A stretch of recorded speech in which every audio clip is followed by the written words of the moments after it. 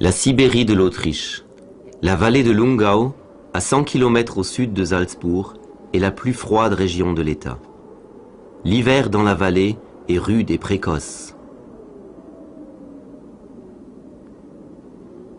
Le profil inhabituel du terrain montre une approche très différente de l'agriculture dans ce lieu, le Krameterhof. À 1500 mètres au-dessus du niveau de la mer, Sepp et Veronika Holzer, agriculteurs de montagne, ont créé un jardin d'Éden. Dans cette ferme, tout est un peu différent des fermes voisines. Ces cochons, par exemple, une race rare et résistante venue de Croatie. Ici, ils vivent heureux, en plein air, tout au long de l'année. Le remarquable succès de Sepp Holzer exige l'entretien permanent de sa ferme de 45 hectares. L'histoire de ce succès fut présentée à l'Expo 2000 d'Hanovre. Oh, aber du hast einen Ausblick, was? Die Terrassen. Wunderbar. L'exposition a démontré la validité du concept de développement durable pour l'agriculture des régions montagneuses. Si ce système fonctionne en montagne, peut-être peut-il également fonctionner dans des régions plus favorisées.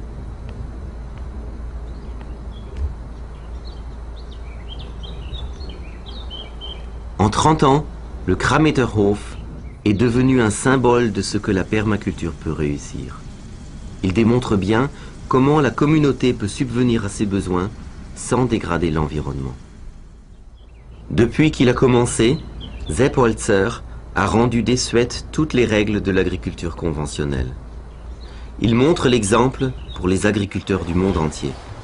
À en juger par le nombre de visiteurs qui se rendent à sa ferme, ces méthodes peu orthodoxes suscitent un intérêt immense. Kirschen, da siehst du, sind zum Teil noch Kirschen drauf, wie dort unten. Des cerises, il y a encore des cerises qui poussent, de toutes sortes. À une altitude comprise entre 1100 et 1500 mètres, ces cerisiers forment presque une rangée d'arbres. On n'avait jamais vu cela. Les 15 sortes de cerisiers plantés à différentes altitudes mûrissent à différentes époques.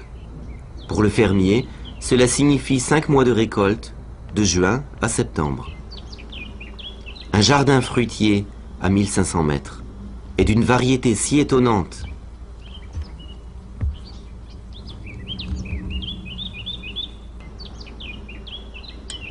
Le kiwi chinois, il a normalement besoin de beaucoup de chaleur. Le marronnier aussi pousse habituellement sous les climats chauds. Des citrons. À des altitudes alpines, vous trouverez en abondance des productions méditerranéennes. Comment cela se fait-il? Quel est le secret des Holzer? Toute la vie est entretenue par un équilibre fragile entre les systèmes écologiques. Si cet équilibre s'effondre, alors s'effondre aussi la capacité de la nature à subvenir à nos besoins. Sepp Holzer sait que les méthodes actuelles d'agriculture menacent cet équilibre. Il sait que la monoculture industrialisée laisse le sol plus pauvre chaque année. Mais il sait aussi qu'en exploitant les méthodes de la nature même et sa diversité, la permaculture peut non seulement nourrir la communauté, mais aussi maintenir l'équilibre de l'environnement. Plantes et insectes coopèrent naturellement. Observer leur interdépendance enseigne aux fermiers comment être plus efficace.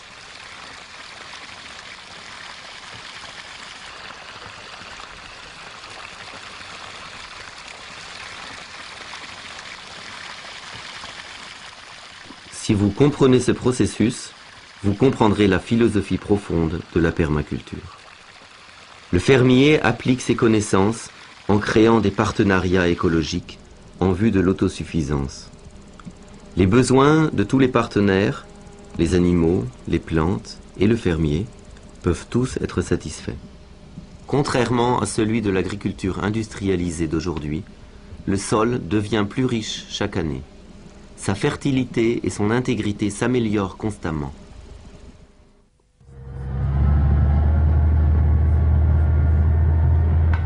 En agriculture conventionnelle, le sol est fréquemment labouré et traité avec des produits chimiques. Tassé par un équipement lourd, il ne peut pas respirer et s'appauvrit d'année en année.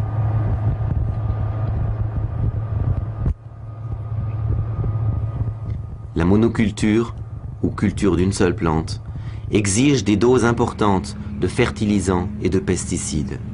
C'est un combat permanent contre la nature. Les conséquences, de nombreuses plantes et de nombreuses espèces meurent. Les nappes phréatiques sont empoisonnées. Le goût et la valeur nutritionnelle des produits sont perdus. À long terme, le régime alimentaire de la communauté se détériore. Paradoxalement, l'agriculture intensive est inefficace. Elle utilise plus d'énergie et de ressources qu'elle n'en produit. Les coûts importants de production, de stockage, de transport et de marketing s'élèvent chaque année. L'énergie utilisée est supérieure à la valeur énergétique de la récolte. La monoculture actuelle a un prix. Elle ne peut subsister qu'avec l'aide d'énormes subventions. Chaque année, presque 50% du budget de l'Union européenne est destiné à éviter le naufrage d'une agriculture inefficace. La nature en paie également le prix. Les écosystèmes locaux sont détruits. Le sol est perdu à cause de l'érosion et du manque d'éléments nutritifs. Et le paysage devient chaque jour plus stérile.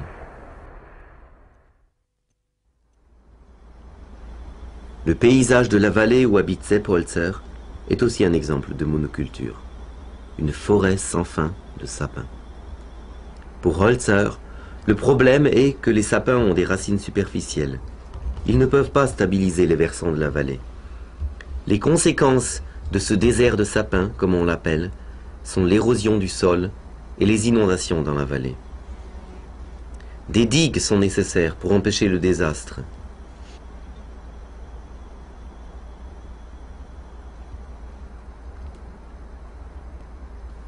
Dès les années 60, Seppholzer avait décidé de se consacrer à la permaculture. Depuis presque 40 ans, il crée un paysage fertile de mares et de terrasses. Les terrasses sont inspirées par les rizières d'Asie, où elles empêchent le ruissellement des eaux de pluie et la perte d'importants éléments nutritifs.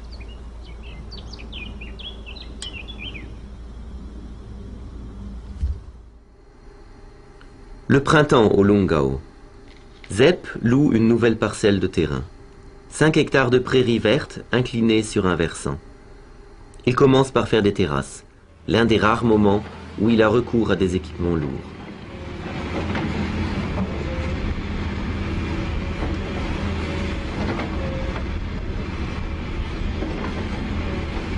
Ein Bagger, was der macht, der terrassiert, damit dass der Hang, also die Bodenerosion gestoppt wird. La pelleteuse crée les terrasses afin de stopper l'érosion du sol et de stabiliser le sol et l'humus. Quand je prends possession d'une parcelle de terrain comme celle-ci, je crée des terrasses. Cela coûte cher bien sûr, mais finalement c'est très économique, parce que je n'ai pas besoin d'irriguer ni de fertiliser. Et je n'ai pas besoin d'équipements coûteux par conséquent. Une fois ce travail terminé, les terrasses peuvent être utilisées par plusieurs générations. On n'y touche plus.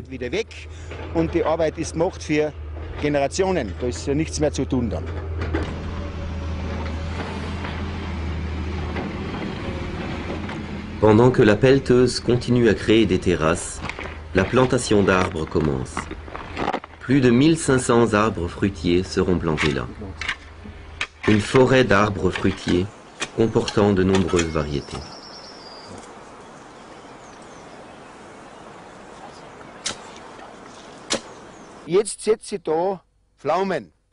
Là, je plante des pruniers, des pommiers, des poiriers, et ainsi de suite. L'arbre est planté, arrimé au sol, et quand j'ai des pierres, je les ajoute.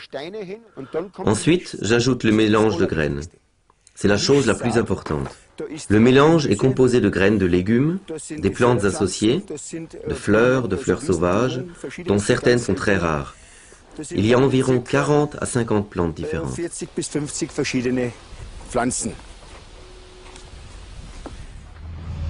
La façon la plus simple de semer. Les graines sont dispersées là où il y a de la place. C'est bénéfique pour le sol.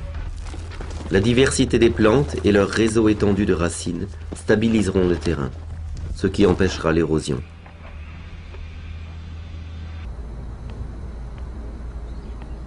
Le travail du printemps est terminé. Maintenant, il est temps de regarder tout croître et s'épanouir.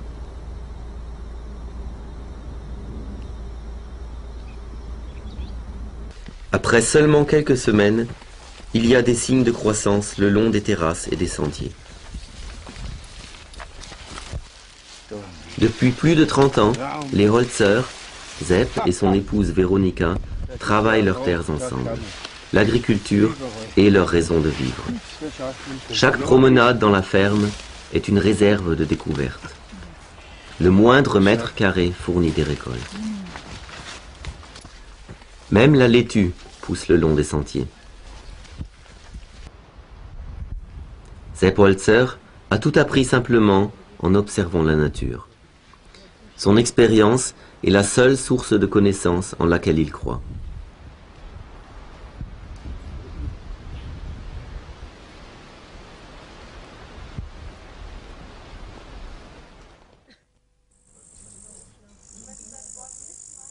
Enfant déjà, Holzer, secrètement, faisait des petits jardins et observait la nature au travail.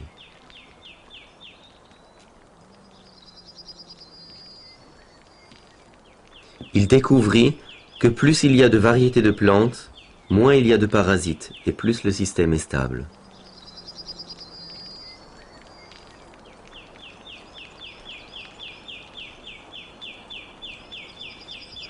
Il a appliqué sa compréhension de la nature au Krammeterhof en regroupant toutes les plantes dans ce qu'il appelle des familles de plantes.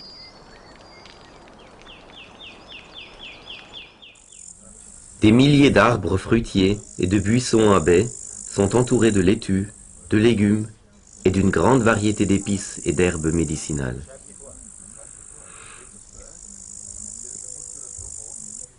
Par exemple, près des arbres fruitiers, vous trouverez la Digitalis purpurea.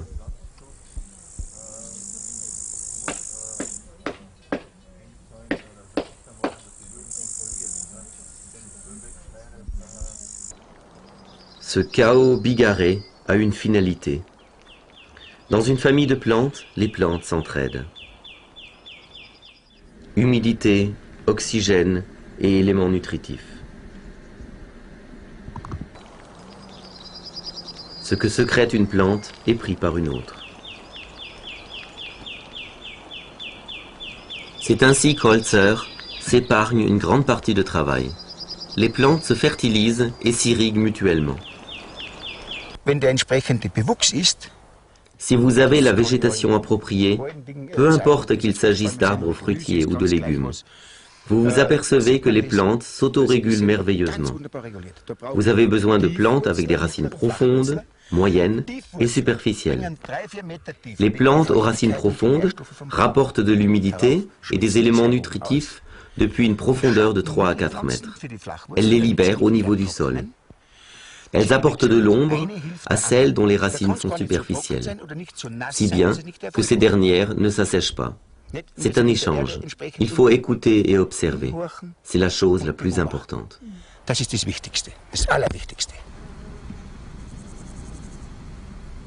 Contrairement à la plupart des agriculteurs, Holzer apprécie les pierres. On en trouve partout sur ces terrasses, et elles apportent leur propre contribution. Conservée en dessous des pierres, l'humidité est utile aux plantes partant de sécheresse. Ce champignon comestible apprécie l'humidité et la chaleur des pierres.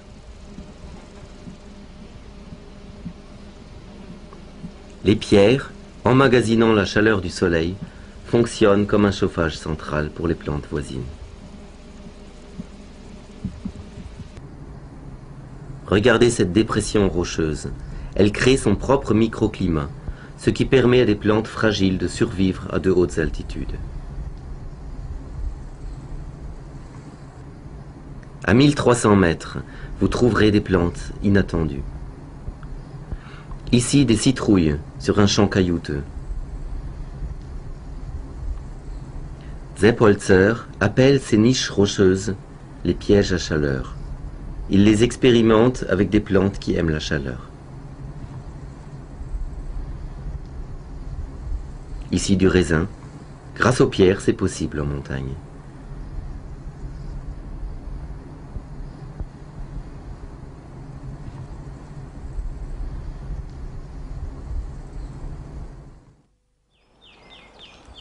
Mauvaises herbes ou parasites, les Holzer ne font pas de discrimination. Toute plante, tout insecte a une fonction utile. Le Krameterhof est une ferme biologique complètement exempte de produits chimiques. Les Holzer n'utilisent ni fertilisants ni pesticides. Une communauté de plantes vivant en harmonie est la clé du succès. Leur diversité empêche une seule espèce de dominer.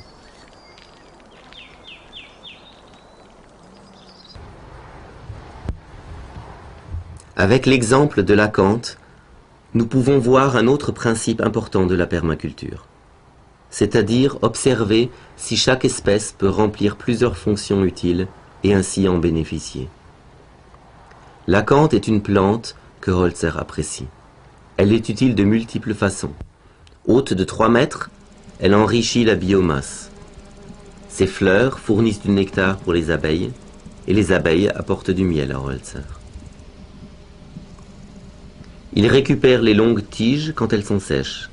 Elles peuvent être utilisées pour recueillir les œufs de fourmis qu'il donne en nourriture à ses poissons ou qu'il vend à des animaleries.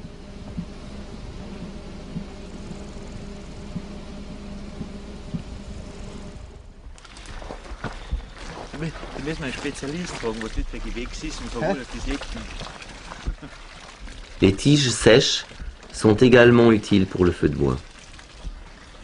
On en fait même un assez bon didgeridoo, un instrument de musique australien.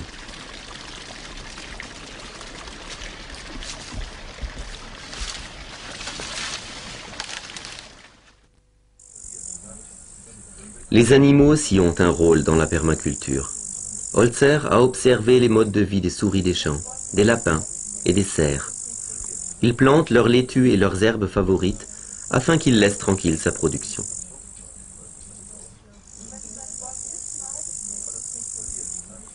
Comme ces traces de dents le montrent, la diversion réussit. Pourquoi manger des céréales quand on peut avoir de la salade?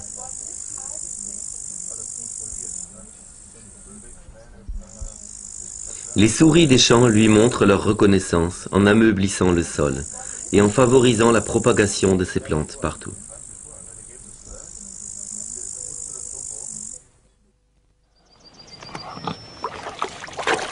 Pourquoi les cochons n'auraient-ils pas aussi la belle vie? Ils le peuvent avec la permaculture. Les cochons Thyropolia des Holzer apprécient la vie ici. Ils vivent en plein air toute l'année, lui épargnant ainsi beaucoup de travail. Constamment en quête de nourriture, ils ameublissent le sol entre les arbres fruitiers et les buttes, et empêchent la terre d'être trop tassée.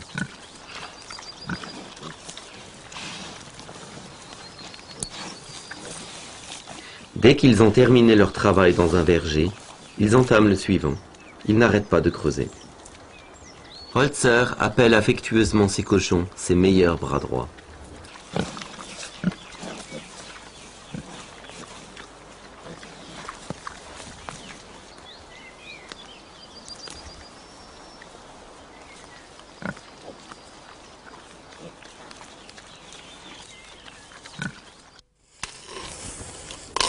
En permaculture, on adore expérimenter de nouvelles méthodes et reculer toujours les frontières du possible.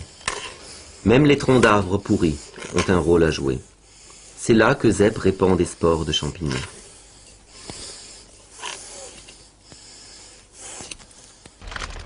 Dans quelques mois, il récoltera du shiitake à cet endroit.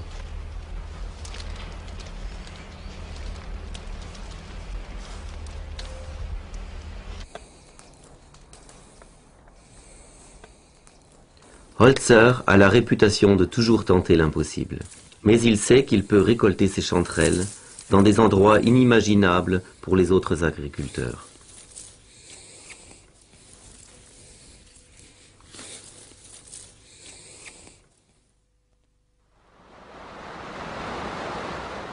L'eau donne la vie. et Holzer est conscient de son importance pour un écosystème en bonne santé. Depuis qu'il a pris en main le domaine, voilà plus de 30 ans, il a rendu à l'eau sa vocation naturelle. Il a créé plus de 70 mares et jardins d'eau sur une surface de plus de 3 hectares.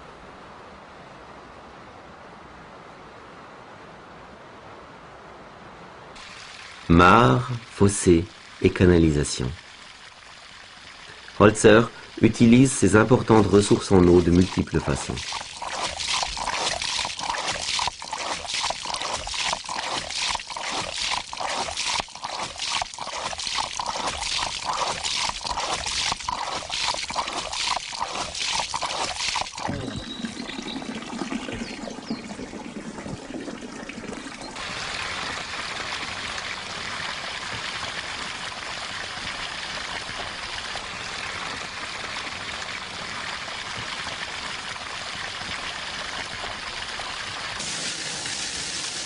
Le système hydraulique alimente son propre générateur de courant, produisant suffisamment d'électricité pour toute la ferme.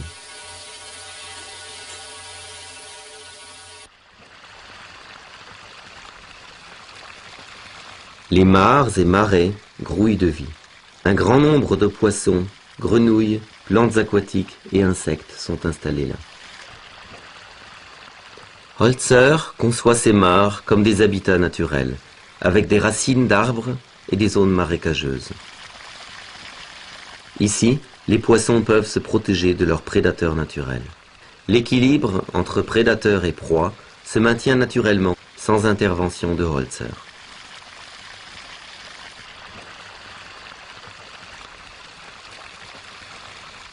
Les poissons aiment utiliser les zones marécageuses pour frayer.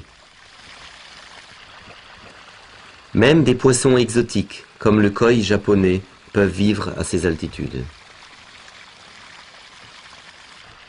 La température dans les mares de Holzer est étonnamment élevée, grâce aux pierres une fois de plus, qu'il dispose dans chaque mare.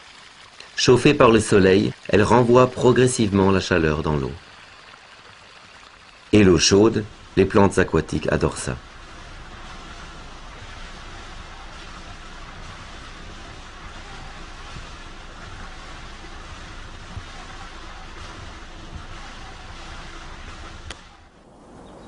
Le climat ici est fortement influencé par les mares.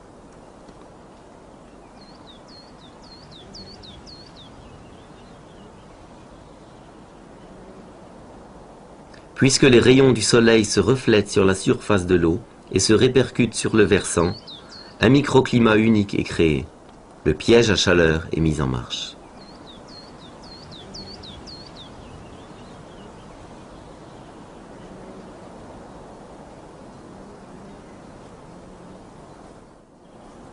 C'est parfait aussi pour les cerisiers.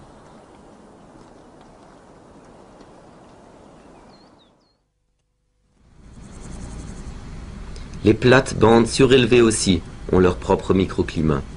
Elles sont conçues pour tenir les plantations à l'abri des vents dominants, retenant par conséquent la chaleur et l'humidité. Couvertes de fleurs, les collines sont à peine reconnaissables en été.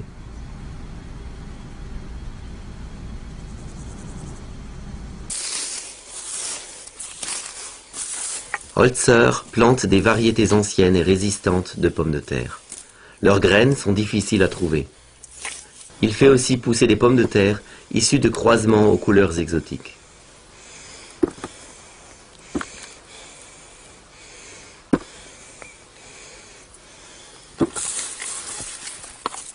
Semer des graines de pommes de terre est pratiquement inconnu de l'agriculture aujourd'hui. Das ist der Samen, also von der Blüte von der Kartoffel. Voici les graines de pommes de terre. Elles sont utilisées pour une propagation sexuée, pour créer de nouvelles variétés. 2 sortes de pommes de terre sont pollinisées par les insectes et ensuite croisées. En sélectionnant les variétés qui seront pollinisées, je peux créer les couleurs les plus exotiques. Das kann man gezielt machen, dann kriegt man die verschiedensten Formen raus. Das sind Trüffelkartoffeln. Voilà des pommes de terre truffes. J'en ai de différentes sortes, complètement violettes, bleu foncé, noires, et celles-ci ont les bords blancs.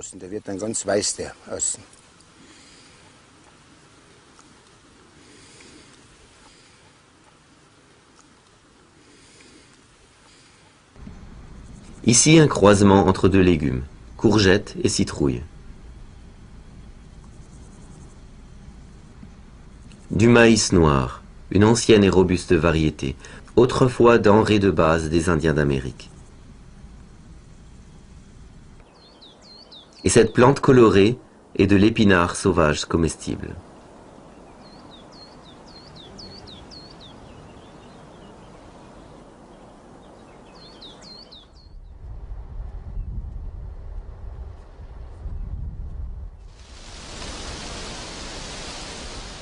De l'été, on passe à l'automne au Krammeterhof.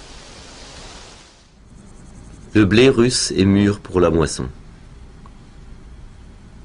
Il y a 30 ans, tout commença par 1 kilogramme de grains.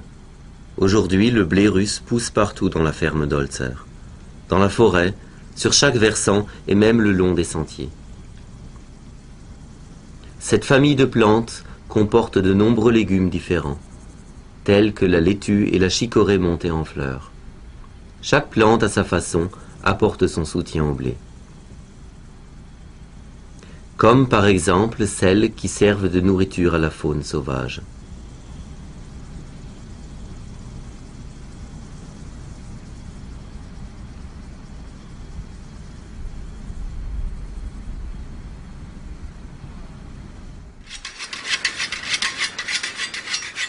Holzer a même ses propres méthodes de moisson. Il utilise le moins de machines possible, épargnant ainsi un coût élevé d'achat et de maintenance.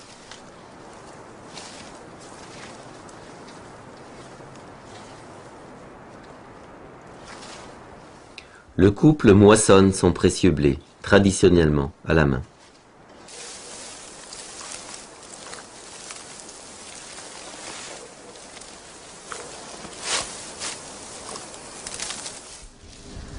Le blé peut être utilisé de différentes façons, soit pour la fabrication du pain ou pour la vente de grains. Et la paille nouvelle peut servir de literie aux participants des séminaires du Krammeterhof.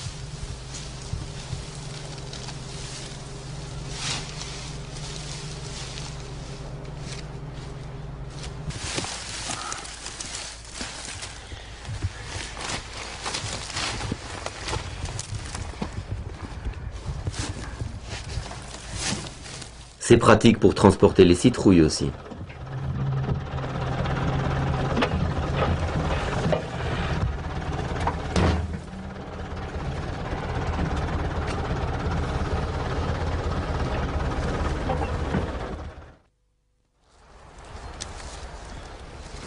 De nombreuses graines de plantes rares sont récoltées pour préserver les espèces dans le futur.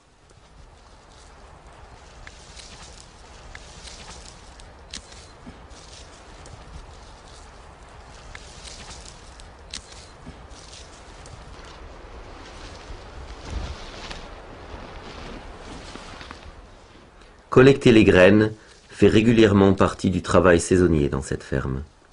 Elles sont séchées et stockées dans des sacs.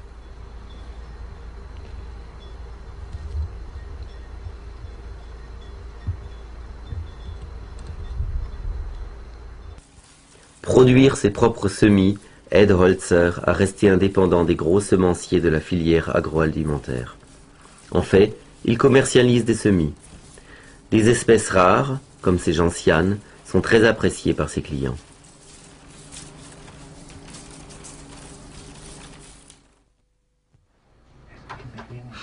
Les Holzer aiment la nature, mais ils doivent aussi être avisés en affaires, afin que leur ferme soit viable économiquement. Ils y parviennent grâce à un partenariat efficace avec la nature, leur permettant d'atteindre l'objectif d'un effort minimum pour un rendement maximum.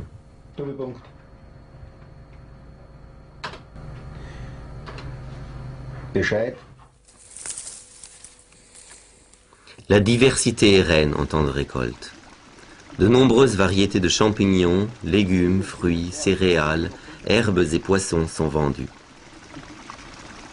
Contrairement à la plupart de ses collègues, Sepp Holzer n'est pas dépendant d'une seule production et par conséquent d'un prix de marché fluctuant. Ses revenus sont plus stables et il peut se passer de subventions. Holzer vend également des arbres. Il les vend avec leur terre d'origine, laquelle contient bien sûr leur famille de plantes.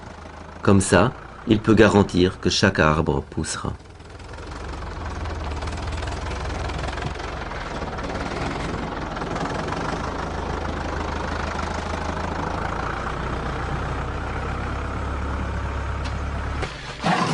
La production est emmagasinée dans des caves.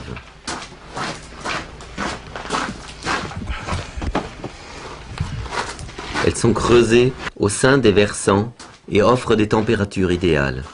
Là, les fruits restent frais toute l'année.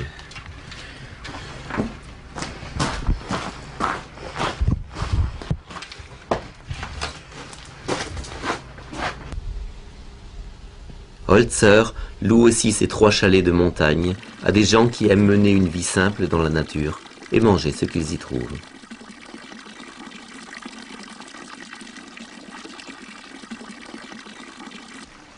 Faites pousser localement, vendez localement, est un autre précepte de la philosophie de la permaculture.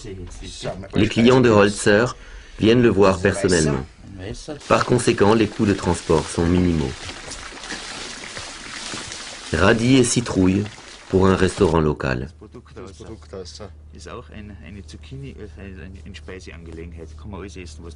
Le cuisinier veut la meilleure qualité possible et apprécie les produits d'Holzer.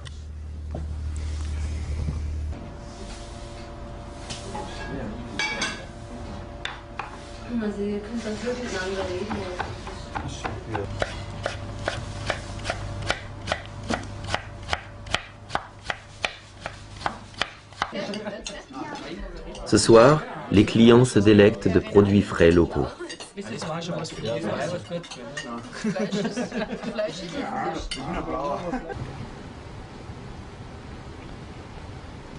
Ces 3 dernières années, les séminaires du Krameterhof ont rassemblé un nombre croissant de gens intéressés.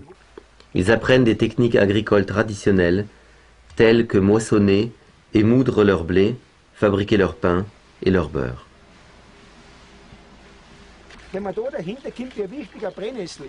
Partager son vaste savoir avec d'autres gens est une corde à l'arc de Sepp Holzer et une bonne source de revenus. De plus en plus d'agriculteurs se joignent maintenant à ces visites guidées et ces séminaires. Les agriculteurs commencent à comprendre qu'il est temps de changer leur méthode. Ils viennent nombreux pour écouter les conseils d'Holzer sur la meilleure façon de se convertir aux méthodes de la permaculture. Sepp Holzer veut aider les agriculteurs à revenir à des méthodes naturelles tout en utilisant le potentiel de leurs terres de manière rentable et productive. Créer des cycles naturels. Alors chaque plante, chaque animal, toute la nature travaillera pour vous. Vous n'avez pas besoin de 100 hectares. Avec beaucoup moins, vous pouvez très bien vivre comme fermier. Coopérez avec la nature, ne la combattez pas. In Kooperation, nicht in Konfrontation mit der Natur. Il y a 40 ans, bien avant que le mot permaculture soit inventé, Sepp Holzer a commencé à réaliser son rêve. Une ferme à la fois viable économiquement et totalement écologique. Aujourd'hui, il a une des plus importantes entreprises de permaculture en Europe. Il a transformé son désert de sapins en une ferme produisant une nourriture saine et abondante pour la communauté, de l'eau et de l'énergie pour leur consommation et un environnement favorable à l'épanouissement des animaux, des plantes et du sol. Il désire que les autres agriculteurs de la vallée se joignent à lui pour créer une région de permaculture. Par son climat et son économie, la vallée du Lungau est un territoire défavorisé. Le dessein de Sepp Holzer peut-il donner un nouvel espoir aux autochtones? Les fermiers locaux, les forestiers et les autorités locales semblent le penser. Ils sont favorables au développement de ces idées. Au cours de leurs rencontres régulières, ils cherchent les moyens de réaliser ce projet pour le bénéfice de tous. La permaculture, telle qu'elle est pratiquée par les Holzer sur les pentes de la froide vallée de Lungau, montre qu'un développement durable n'est pas une utopie. En considérant les ravages que les méthodes agricoles modernes font à nos contrées, cette option devrait être prise très au sérieux, très vite.